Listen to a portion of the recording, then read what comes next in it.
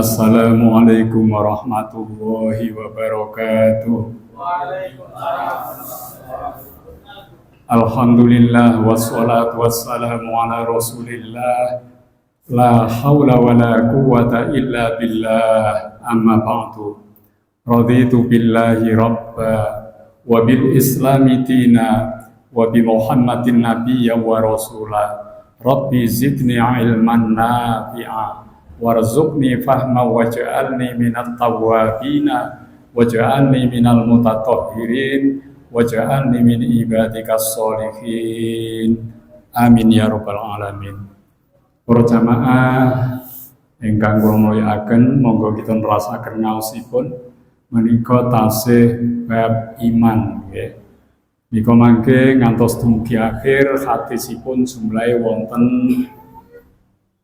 50 hadis menika nggih. Bismillahirrahmanirrahim.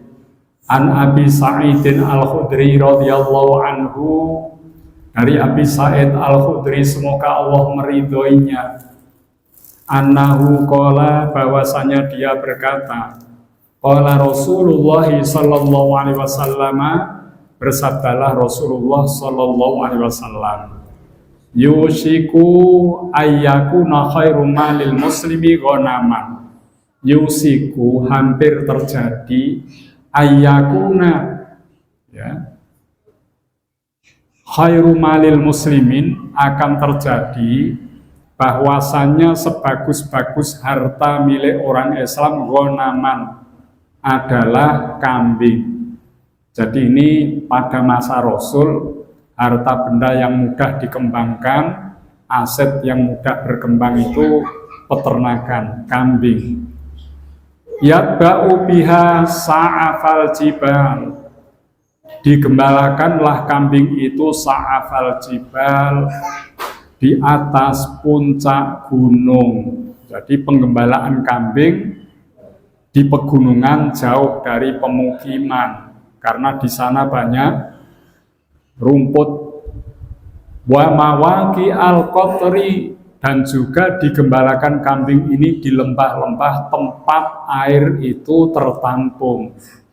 Jadi lembah-lembah ada danaunya, ada airnya, itu di sekitarnya banyak rumput, maka disitulah penggembala kambing untuk mengembalakan kambingnya.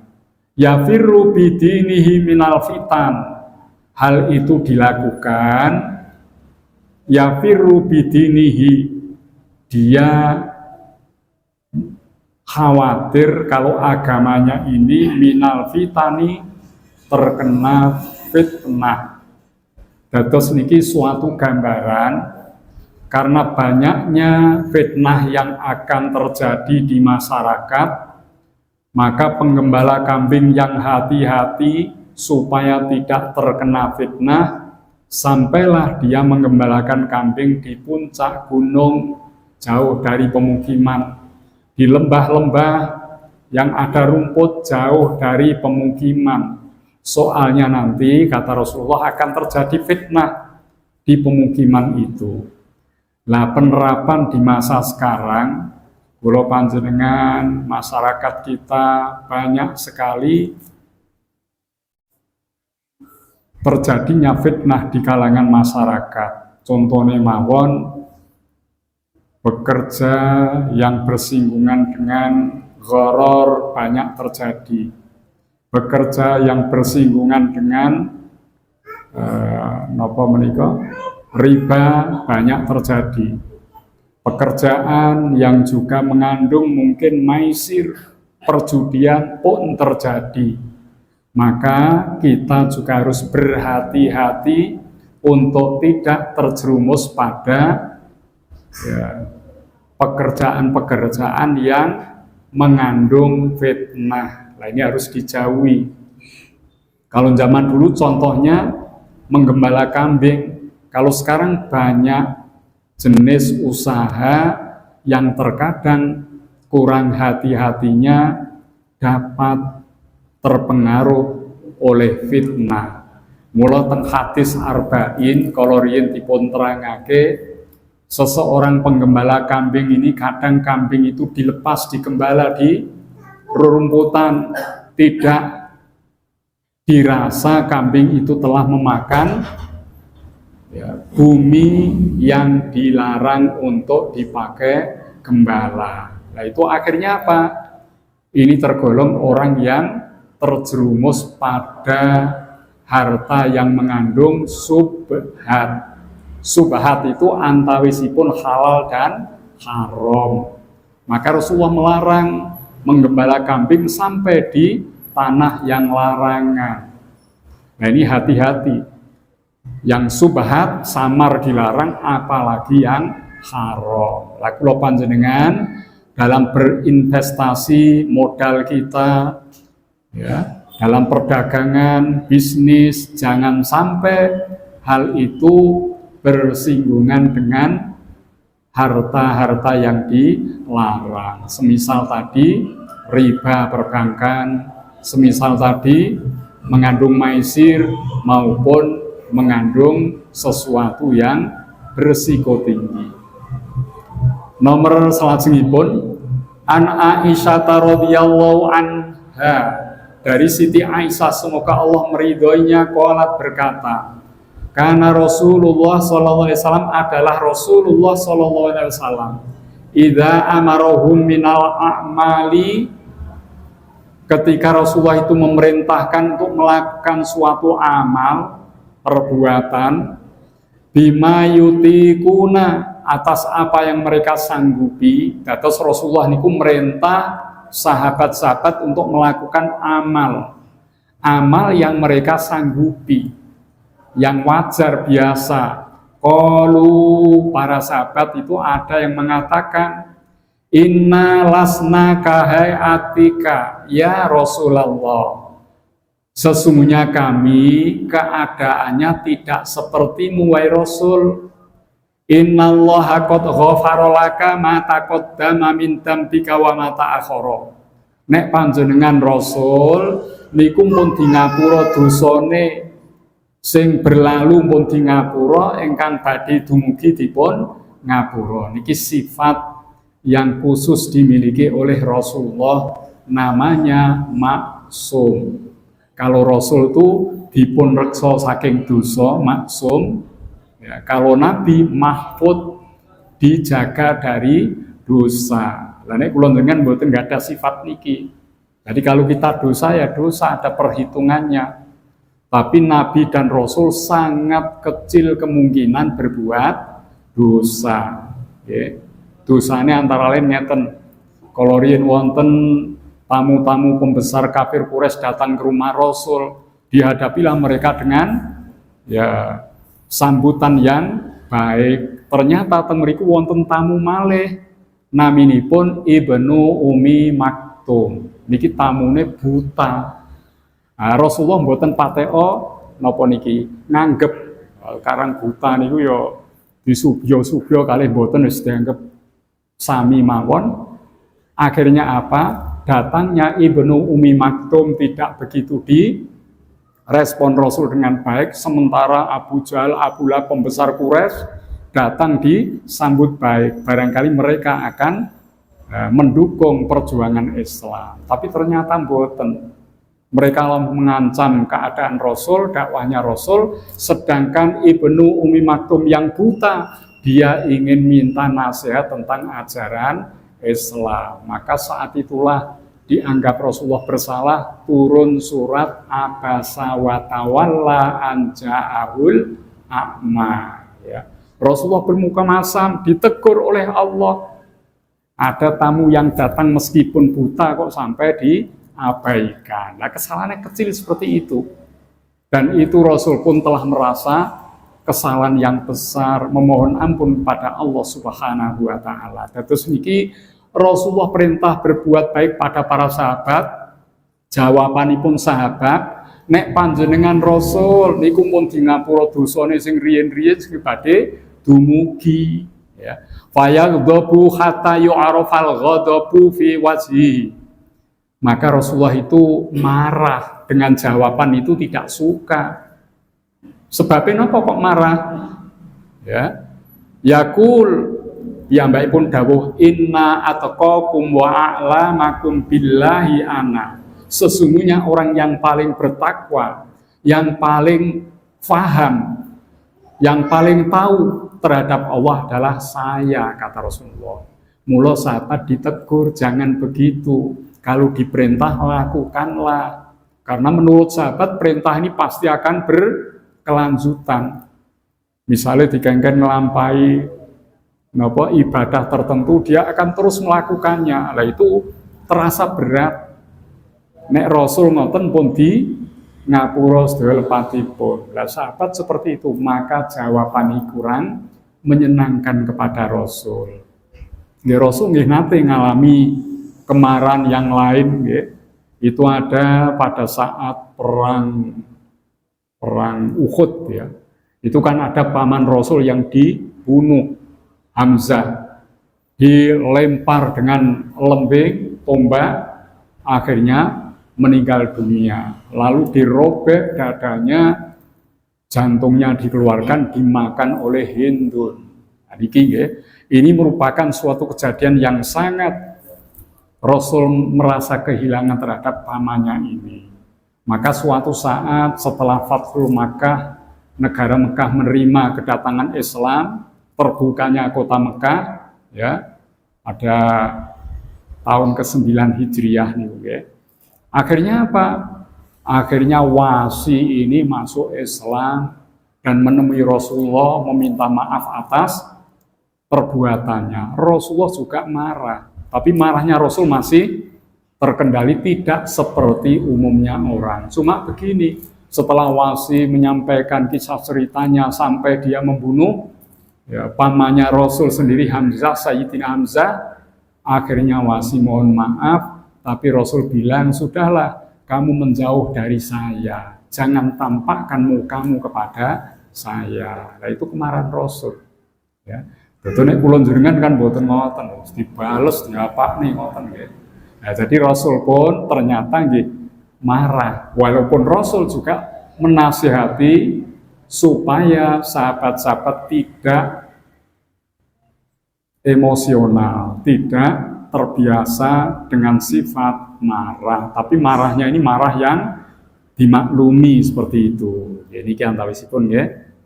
Dados niki Rasulullah itu sangat kenal kepada Allah, makanya perintah-perintah yang disampaikan Rasul sambutlah dengan baik. Penghadis arba'in nggih nate wonten cerita ngeten nggih. Wonten sahabat-sahabat niku protes kepada Rasul. Wahai Rasul, bejo temen tiang-tiang sugih. Tiang sugih niku ibadahe salat, poso sami kula ingkang miskin, tapi piyambake tasih saged sedekah sing ganjarane kathah. Lha niku protes wong rada miskin pada Rasul. Kemudian Rasulullah menyampaikan, ucapanmu tasbih, takbir, tahmid, tahlil yang kalian baca semuanya adalah sedekah. Niki, jadi Rasul memberi solusi. Jadi setiap orang Islam itu punya kesempatan beramal yang berbeda-beda. Mungkin sing sugih sering infak sedekah dengan jumlah yang besar. Yang tidak punya sekalipun sedekah yang kecil itu pun dinilai Allah sebagai suatu yang besar. Terus kula jenengan sampun ngantos merasa iri hati. Oke. Mari kita lakukan amaliyah sesuai dengan kesanggupan kita masing-masing. Hal-hal semacam itu banyak dalam hadis. Terus kesimpulanipun Rasul sangat tahu apa yang disampaikan Allah. Oleh karena itu kita tidak boleh mengeluh dengan apa yang disyariatkan kepada kita. Ngoten nggih.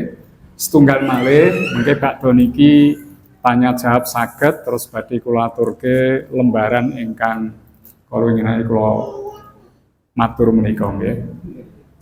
An Abi Sa'idin Al-Khudri radhiyallahu anhu, dari Abi Sa'id Al-Khudri semoga Allah meridhoinya, anin Nabi sallallahu alaihi wasallam, dari Nabi sallallahu alaihi wasallam qala dawuh, yadkhulu ahlul jannatil jannata, besok menawi sampun dumugi dina kiamat, yadkhulu akan masuk ahlul jannati penduduk surga al jannata ke dalam surga. Jadi setelah prosesi hisab, mizan, sirat, ya, sampailah orang itu masuk surga. Mereka yang calon-calon penghuni surga masuk ke dalam surga. Wa ahlun narin naro, dan orang-orang yang banyak dosa maksiat setelah dihitung amal, ditimbang, melintas siratal mustaqim gagal, dia pun akan masuk neraka. Pokoknya penduduk swarga mun mlebet sedaya, ingkang calon neraka sudah masuk ke neraka semua.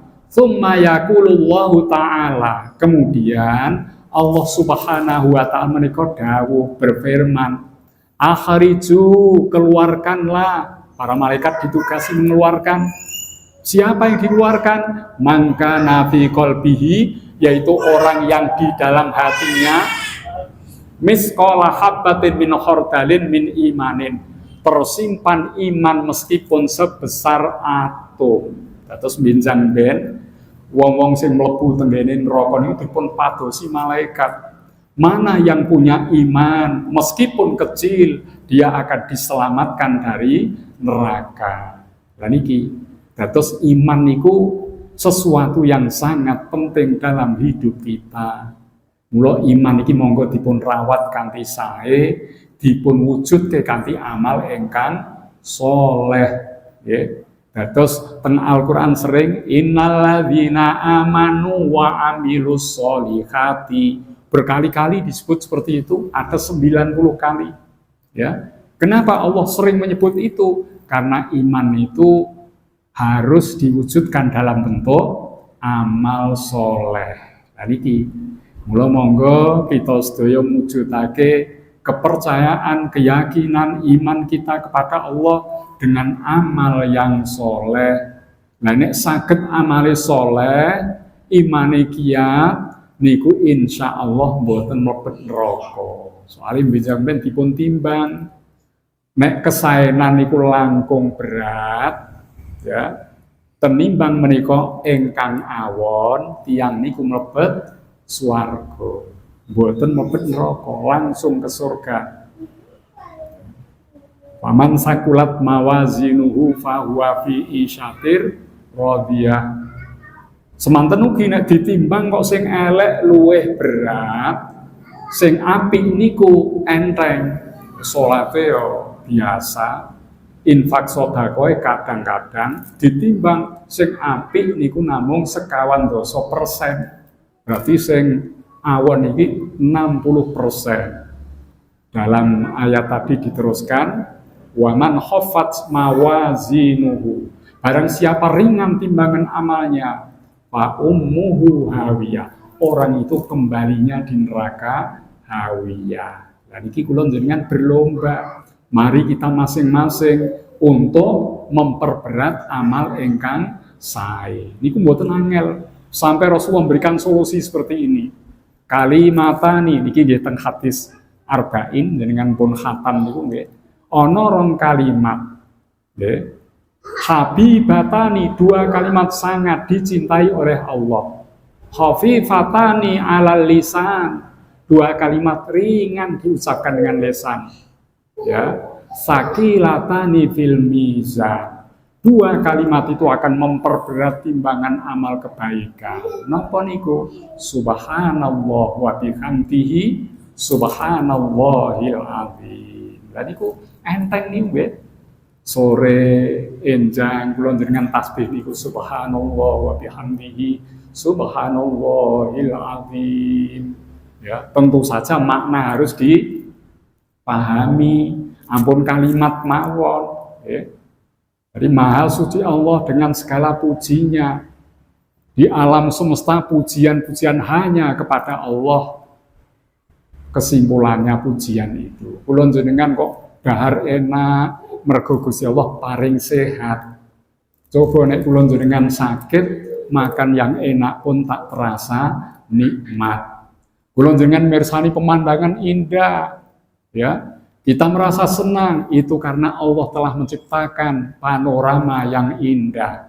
Allah telah memberikan karunia mata kita sehat, sehingga pemandangan itu indah. Alhamdulillah, Subhanallah, Allahu Akbar diucapkan sebagai wujud kekaguman, ketakjuban kita kepada karunia Allah. Lho nek kersa ngoten tasbih enjing sonten saya nipun enjing sonten nggih.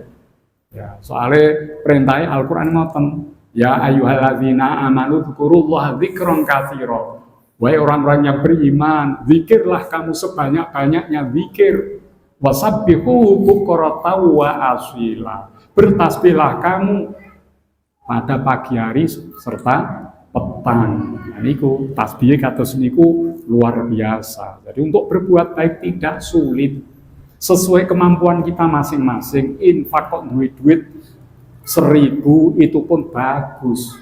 Bahkan kalau itu satu-satunya uang yang tersisa kita infakkan, pahalanya berlipat ganda. Sampai Allah menyebutkan dalam Al-Quran sampai 700 kali lipat. Berarti 700.000. Pasti wonten malih peluang tak terhingga. Ya. Wallahu yudhaifu liman yasha. Gusti Allah nek ngersake saged berlipat sampai tak terhingga. Cara cah sekolah tak terhingga nika S ngeten nggih. Nah itu bilangan tak terhingga. Gusti Allah ngoten nek amale kula njenengan sae ikhlas tidak tanggung-tanggung meskipun kecil bisa ya menjadi tak terhingga balasannya. Mila niki monggo saking beberapa keterangan 3 hadis mawon nggih niki monggo dipun pahami kanthi sae, dipun pendet hikmahipun. Kula panjenengan wekdal ngaji hadis kita merasa ada di majelis Rasul. Kita merasa sedang dinasihati, dibimbing oleh Rasulullah Sallallahu Alaihi Wasallam. Saking kula namung sekedhik keterangan-keterangan mawon ingkang pokok saking dawuh-dawuhipun Rasulullah Sallallahu Alaihi Wasallam. Seperti ini Imam Bukhari menempuh jarak 16.000 km lebih mengumpulkan dawuh-dawuhipun Rasulullah SAW supaya sampai kepada kita. Maka jasa beliau luar biasa. Niki nggih antawisipun monggo sarengan dipun akhiri kanthi kafaratul majlis. Subhanakallahumma wa bihamdika asyhadu an la ilaha illa anta astaghfiruka wa atubu ilaik. Mekaten bilih anggen matur wonten kekirangan nyuwun pangapunten. Wallahu muwaffiq ila aqwamit thoriq. Wassalamualaikum warahmatullahi wabarakatuh. Waalaikumsalam.